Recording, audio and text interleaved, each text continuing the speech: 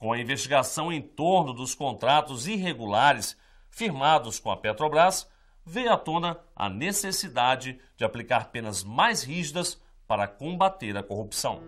Etapa por etapa, os julgamentos seguem as instâncias da Justiça Federal.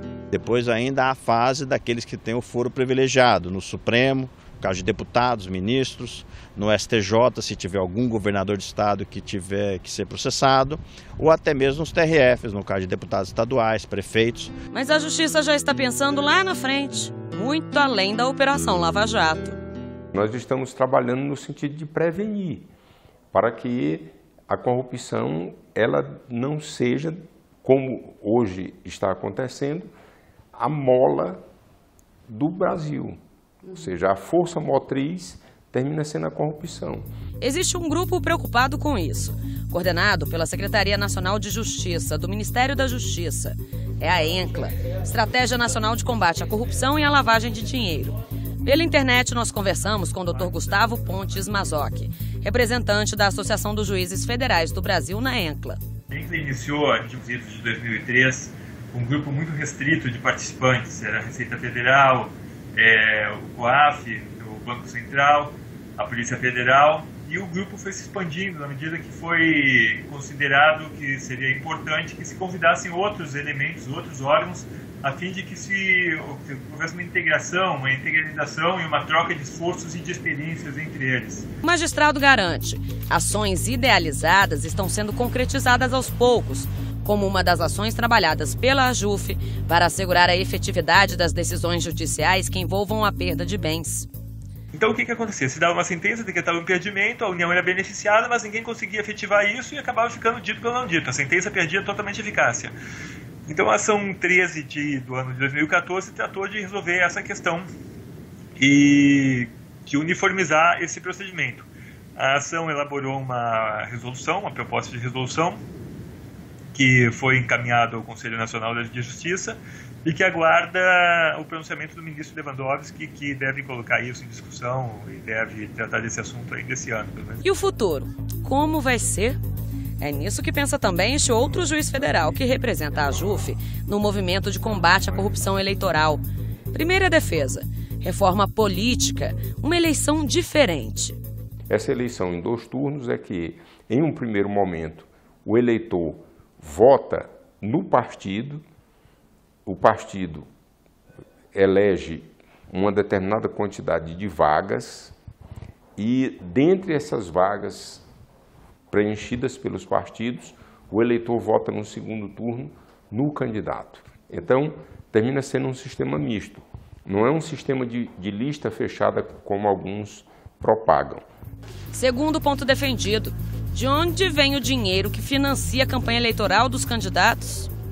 É justamente o financiamento público de campanha, porque nós queremos que as empresas, as pessoas jurídicas, elas saiam do processo eleitoral, porque isso tem sido um fator de corrupção no Brasil, porque as empresas, elas contribuem durante a campanha e depois o candidato eleito, por que ela apoiou, termina se comprometendo a fornecer obras, contratos, muitas vezes milionários, outras vezes até bilionários. A Lei 12.846, conhecida como Lei Anticorrupção, não foi sancionada ainda, mas já está em vigor desde janeiro do ano passado.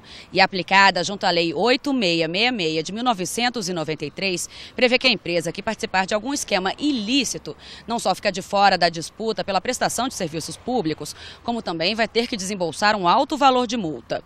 As sanções devem ser aplicadas em âmbito federal pela Controladoria Geral da União. O cálculo da multa vai ser independente do valor da propina. Ela vai ter como base de cálculo o faturamento da empresa. Visa, de uma certa forma, criar um risco maior para a empresa. Você não diz assim, olha, se você pagar uma propina, você vai ter que devolver só aquela propina. Não. Você pode pagar uma multa em relação ao seu faturamento, que pode ser muito alta.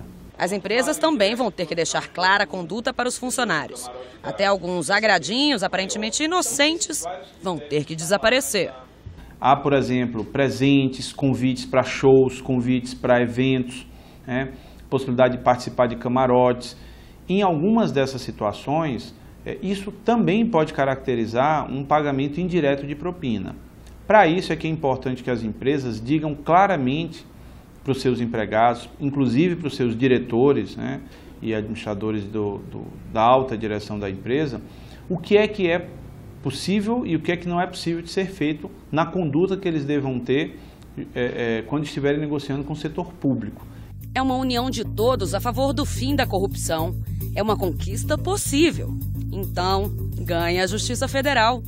Eu acho que o impacto é estimular outros profissionais, juízes, a persistirem no seu trabalho, porque a Justiça Federal está aí para isso, né? Não é para julgar casos pequenos, ou pequeno contrabando, pequeno crime de sonegação, não. Os grandes casos devem ser objetos de julgamento pela Justiça e precisam ter juízes de coragem. Ganha o julgador.